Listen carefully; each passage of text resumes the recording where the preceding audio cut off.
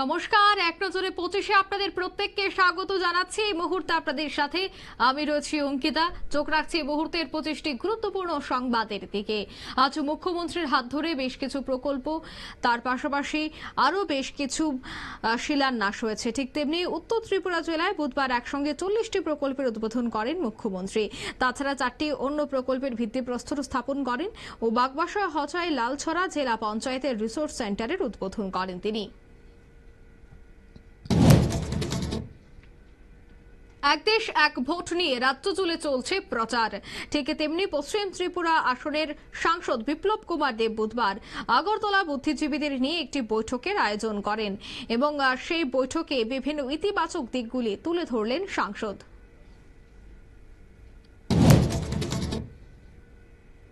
কংগ্রেসের অধিবেশন শুরু হয়েছে আর সেই কংগ্রেসের অধিবেশনে এবার ভোটার কার্ড বিতর্ক উঠে এলো। এ বিষয়ে আলোচনা করলেন কংগ্রেস সভাপতি মল্লিকার্জুন খার্গে। মহারাষ্ট্রের বিজেপি জয়ের নেপথ্যে ভোটার কার্ড কেলেঙ্কারি দায়ী করলেন কংগ্রেস সভাপতি।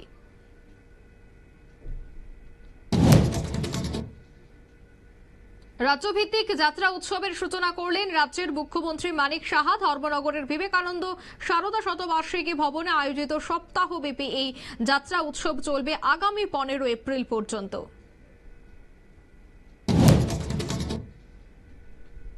আমেরিকার শুল্ক নীতিতে এবার জেরবার ভারত চীন। তবে এবার আমেরিকার মোকাবেলায় ভারতকে পাশে চাইল বেজিং। সব মিলিয়ে চীনা পণ্যের উপর 104% শুল্ক বসিয়েছে আমেরিকা। এই পরিস্থিতিতে চীনকে ধরাশায়ী অবস্থা। টেলি পর্যায়ে এবার ফিরতে চলেছে কেন্দ্রীয় মন্ত্রী স্মৃতি ইরানি। একটা কাপড়ের হাত ধরেই আবার টিভির পর্দায় ফিরতে চলেছে অভিনেত্রী। রাজনীতিতে আসার আগে সাস ভি কভি বাহু থি সিরিয়ালের মধ্যেই ব্যাপক জনপ্রিয়তা পেয়েছিলেন এই বিজেপি নেত্রী।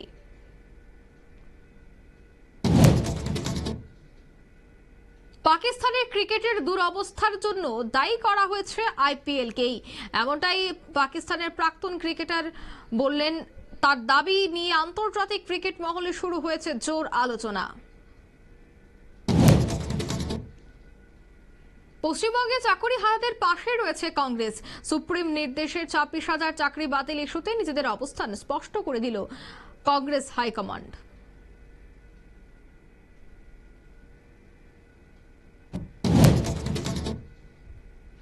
আবার একটি পঞ্চায়েত দখল করে নিল বাম এবং কংগ্রেস। কৈলাসহরের গোলনগর ব্লকের ইছাপুর পঞ্চায়েত আবার দখল নিল কংগ্রেস এবং সিপিএম এর সদস্যরা। শুরু থেকেই পঞ্চায়েতটি কংগ্রেস এবং সিপিএম এর দখলে ছিল। মাঝে কিছুদিন বিজেপি এবং সিপিএম এর মিলেই পঞ্চায়েতের ক্ষমতা দখল করে, কিন্তু পুনরায় আবারও সেই ক্ষমতা পৌঁছে যায় কংগ্রেস এবং সিপিএম এর ঘরে।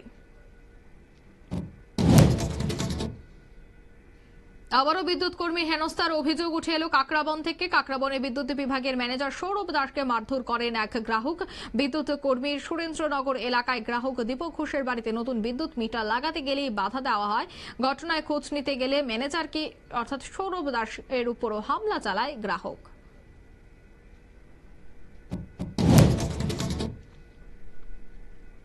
তৃতীয় কোনো দেশে আমদানি রপ্তানির ক্ষেত্রে ভারতীয় ভূখণ্ডকে এবার ব্যবহার করা যাবে না।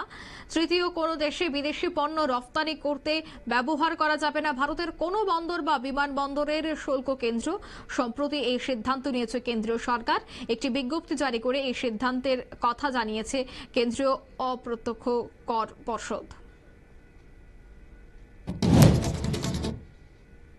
আবারও গৃহবধূকে মারধরের অভিযোগ উঠে এসেছে বিশালগড় থেকে। বিশালগড়ের ঘুরিয়ামারা পঞ্চায়েতে টিলায় বাড়িতে ঢুকে এক গৃহবধূকে মারধরের ঘটনায় অভিযুক্ত পুলিশ কর্মী শব্বির মিয়াকে ছেড়ে দিয়েছে বিশালগড় থানার পুলিশ। ঘটনার প্রতিবাদে বুধবার বিশালগড় থানায় ধর্ণা দিয়ে প্রতিবাদ জানায় আক্রান্ত পরিবারের সদস্যরা।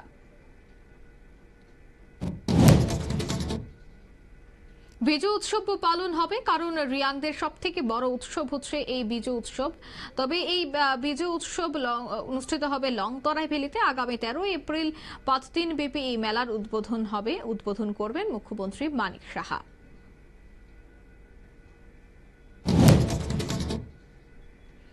আবারও বেরোলে মুক্তি পেলেন ডেরা সচ্চা সৌদার প্রধান গুরমিত রাম রহিম সিং। হরিয়ানা সরকার তাকে 21 দিনের জন্য জেলের বাইরে থাকার অনুমতি দিল। জানুয়ারির শুরুতেই রাম রহিম 30 দিনের প্যারোলে মুক্তি পেয়েছিলেন। আবারও গাড়ির ধাক্কায় গুরুতর আহত এই রিকশা চালক। রামনগর এলাকায় বুধবার সকালে এই ঘটনায় গুরুতর আহত হয়েছেন রিকশা চালক তুলসী দাস। বর্তমানে জিবি হাসপাতালে তার চিকিৎসা চলছে।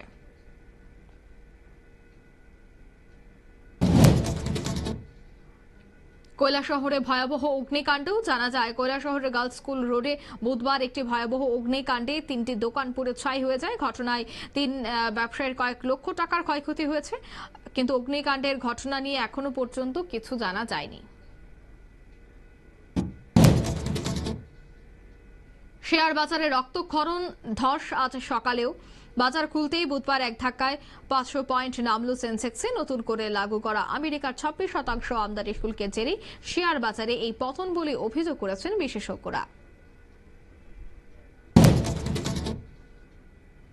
নেশামুক্ত সমাজ গড়তে হবে, এই বার্তা এবার ইডেন গার্ডেনে দিল রাজ্যের যুবক। কলকাতার ইডেন গার্ডেন্সে গিয়ে কলকাতা নাইট রাইডার্স বনাম লখনৌ সুপার জায়ান্টের ম্যাচে নেশামুক্ত সমাজ গড়ার বার্তা দিলেন সাবরুম শহরের যুবক সুকান্ত চৌধুরী। ড্রাগ ছেড়ে খেলাধুলাকে নেশা করে তুলতে বার্তা দিলেন তিনি। শিক্ষামন্ত্রী রতনলাল নাথ জাতি বিদ্বেষী, এই অভিযোগ তুলে মন্ত্রী রতনলাল নাথের বিরুদ্ধে বুধবার আগরতলা একটি ধিক্কার মিছিলের আয়োজন করা হয়। ত্রিপুরা উপজাতি যুব ফেডারেশন বাম সংগঠনের পক্ষ থেকেই এই বিক্ষোভ কর্মসূচির আয়োজন। পরে মন্ত্রীর কুশপুতলিকা দাহ করা হয়।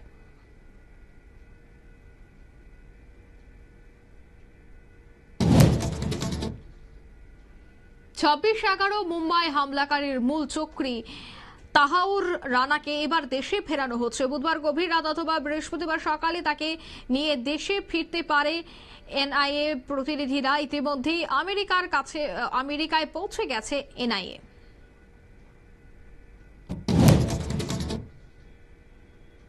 রাজ্যে ছাত্রছাত্রীদের দাবিতে এবার ডেপুটেশন। 10 দফা দাবি নিয়ে রাজ্যের উচ্চশিক্ষা অধিকর্তার সাথে দেখা বাঙালি ছাত্র সমাজ সংগঠনের এক প্রতিনিধি দলের। শিক্ষা সহ বিভিন্ন ক্ষেত্রে বাংলা ভাষাকে বিশেষ মর্যাদা দেওয়ার জন্যই 10 দফা দাবি জানানো হয় সংগঠনের পক্ষ থেকে।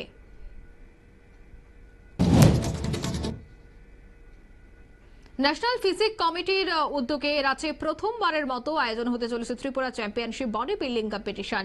13 এপ্রিল আগরতলা রবীন্দ্র ভবনে আয়োজন করা হবে এই প্রতিযোগিতা, যেখানে 50 জন অ্যাথলেটরা অংশগ্রহণ করবে।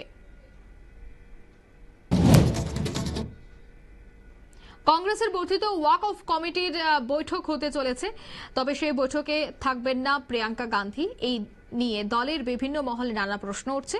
এই বৈঠকে সর্দার প্যাটেলের নিয়ে প্রস্তাব গ্রহণ করে কংগ্রেস। উপজাতি যুব ফেডারেশন কেন্দ্রীয় কমিটির এক বিশেষ বর্ধিত অধিবেশন অনুষ্ঠিত হয়ে গেল বুধবার। অনুষ্ঠানে উপস্থিত ছিলেন পলিট ব্যুরো সদস্য তথা অধিবেশন থেকে দেশের কাজ এবং শিক্ষার দাবিতে দেশ জুড়ে আন্দোলনের উপর সংগঠন।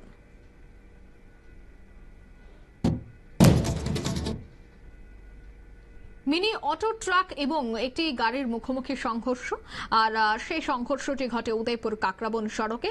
তবে জানা যায় দমকল কর্মীরা তড়িঘড়ি ঘটনাস্থলে ছুটে এসে আহত ব্যক্তিকে উদ্ধার করে গোমতী জেলা হাসপাতালে নিয়ে যায়। আহতরা উদয়পুর রমেশ স্কুলের 3য় শ্রেণীর ছাত্র।